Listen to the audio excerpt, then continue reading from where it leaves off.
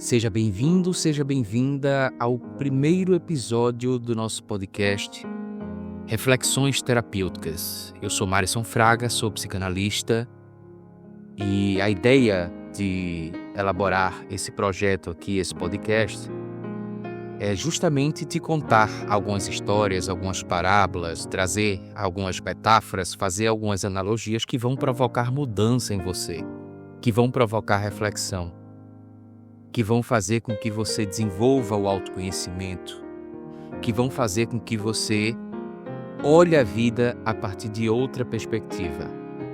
Então, para você que gosta de se transformar, de se desenvolver, de desenvolver autoconhecimento, de desenvolver equilíbrio emocional, você está no podcast certo. Hoje eu quero te contar uma história sobre a forma como a nossa mente reage ao que vivemos e principalmente ao que sentimos. É uma história que provavelmente você vai gostar, é uma parábola que fala sobre uma casa que mudava de forma. Imagina o seguinte, imagina uma casa numa pequena vila, uma vila muito distante. Ela era uma casa aparentemente igual às outras, mas ela tinha uma coisa diferente. À primeira vista, ela parecia uma casa comum. Tinha paredes brancas e ela tinha portas de madeira, janelas simples, assim como todas as outras casas, né? Mas quem vivia lá dentro sabia que essa casa guardava um segredo. Essa casa, ela tinha uma característica especial. Ela mudava de forma conforme o estado emocional do morador. Se o morador estivesse feliz, a casa tinha uma forma. Se o morador estivesse triste, a casa adquiria uma outra forma. E como é que isso acontecia, né? Então vamos imaginar o seguinte, uma casa que aparentemente é igual às outras, mas quando o morador estava vivenciando dias de alegria, os cômodos dessa casa ficavam maiores, eles se expandiam. A luz entrava com facilidade pelas janelas. As paredes pareciam inclusive mais altas, né? O ar que circulava lá dentro tinha um cheiro leve, um cheiro quase doce, sabe? E só que quando o morador ficava triste, ansioso ou com medo, por exemplo, preocupado, a casa se transformava. Os corredores ficavam estreitos, os quartos escureciam, o teto ele baixava lentamente, né? A casa ficava menor. Era como se o peso do mundo quisesse cair sobre a sua cabeça, a cabeça do morador. O ar não circulava mais como antes, nem tinha um aspecto doce. Alguns dias, inclusive, o sofrimento do morador era tanto que a casa rangia. Em outros dias, por exemplo, a casa transmitia sussurros, né? E havia dias, por exemplo, que as portas simplesmente elas se trancavam sozinhas. O morador passou anos e anos tentando arrumar aquela casa. Trocou as portas, pintou parede, refez o telhado, chamava pedreiro, fazia orçamento, fazia reformas, mas absolutamente nada mudava, porque a casa sempre reagia ao que ele sentia. Ele tentava consertar, mas nada era resolvido. Quando ele ficava triste, a casa voltava a se encolher. Teve um belo dia que ele estava cansado disso, simplesmente quase desistindo, ele estava exausto. Então ele decidiu sentar no chão e ele percebeu uma coisa que ele nunca tinha notado. Ele passou um tempo observou, ficou refletindo, parado, pensando, vendo se surgia uma outra ideia. E foi aí que ele percebeu que enquanto ele estava exausto, cansado, parado, sentado no chão, a casa parecia esperar por ele. A casa não se movimentava, ela não se expandia nem se encolhia. Era como se ela tivesse esperando algum estado emocional dele. ela realmente parecia esperar por ele, parecia esperar que ele olhasse para dentro. Mas não é dentro da casa, é dentro dele. Não era olhar para as paredes, era olhar para si mesmo. E quando ele percebeu isso, ele decidiu fazer algo diferente. Em vez de tentar mudar a casa, ele começou a mudar a forma como ele lidava com as suas próprias emoções. Então, imagine você que ele se permitiu chorar quando precisava. Ele pediu ajuda quando não dava mais conta das coisas, dos problemas. Ele decidiu falar sobre as dores. Algumas dores, inclusive, que ele havia guardado durante anos. Algumas dores, inclusive, que estavam escondidas desde a sua infância. E aos poucos ele percebeu que quando a sua mente se organizava, a casa também se reorganizava. Com o passar do tempo, a casa parou de mudar tanto.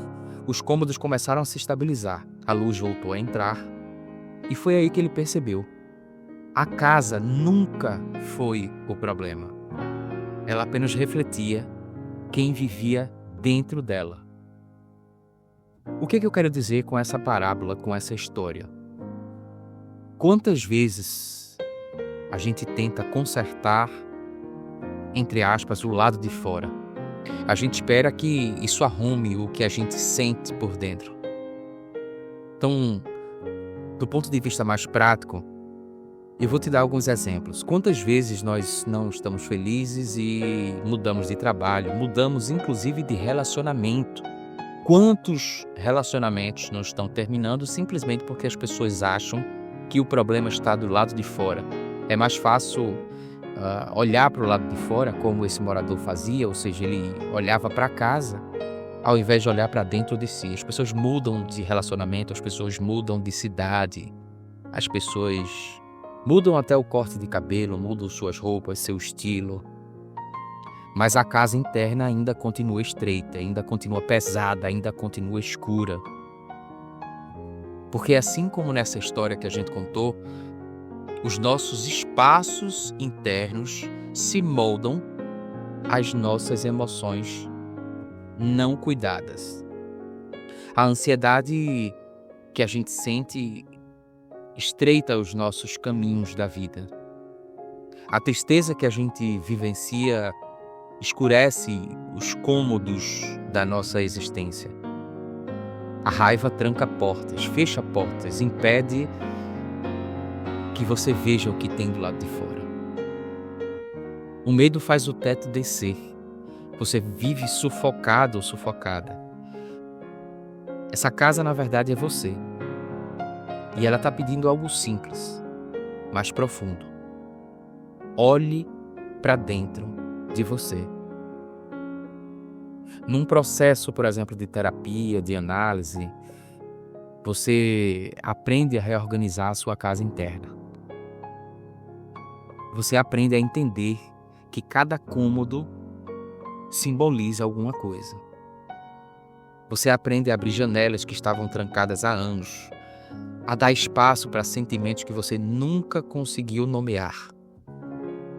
Você já parou para pensar, por exemplo, que às vezes você fica triste, às vezes você fica estressado, às vezes você fica preocupado, às vezes você inclusive está num estado mais depressivo.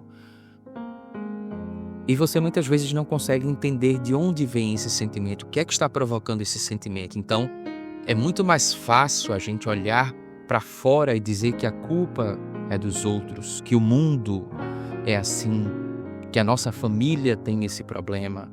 E sim, eu não estou negando aqui que o mundo é injusto, que as famílias possuem problemas, que existem pais, mães, existem irmãos, por exemplo, que tornam a nossa vida muito mais difícil. Eu não estou negando isso.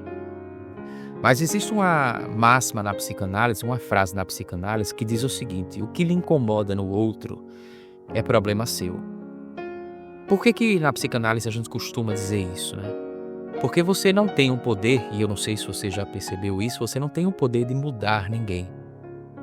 Então só lhe resta uma alternativa, que é você olhar para dentro de si e mudar, reconhecer a sua própria sombra, por exemplo, e mudar aquilo que você precisa mudar.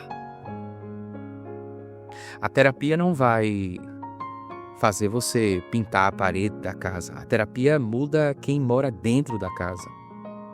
E quando isso acontece, tudo ao redor começa a se transformar também. Vamos pegar o exemplo de um final de relacionamento. É muito comum que as pessoas digam que o problema está no outro. E sim, eu também não estou negando que a convivência entre seres humanos é complicado mesmo, porque o ser humano é complicado. Mas o que eu estou querendo dizer aqui é, em final de relacionamento é muito comum que pessoas sofram, ambos os lados sofrem, mas você tem duas opções. Ou você vai culpabilizar a outra pessoa e você não vai conseguir mudar a outra pessoa se a outra pessoa não quiser mudar. Ou você vai olhar para dentro de você e vai se perguntar: o que eu posso aprender com isso? O que este problema está tentando me falar? E aí, você tem uma chance de se conhecer melhor. Você tem uma chance, por exemplo, de se desenvolver autoconhecimento, buscar equilíbrio emocional.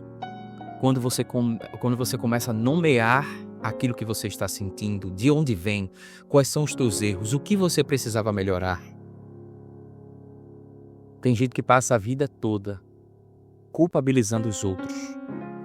Em relacionamentos pulam de galho em galho, mudam de cidade, mudam de trabalho e vão envelhecer achando que o problema está do lado de fora. Pessoas, inclusive, que chegam a repetir com muita frequência que querem fugir, que querem desaparecer, que querem sumir. E eu sempre me pergunto, sumir para onde?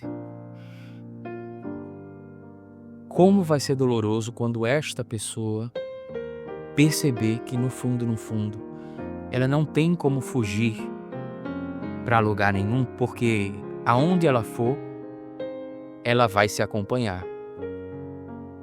E parece uma coisa boba que eu tô falando para muita gente. Eu não sei se você já percebeu, mas você é a pessoa que vai estar com você até o final da sua vida.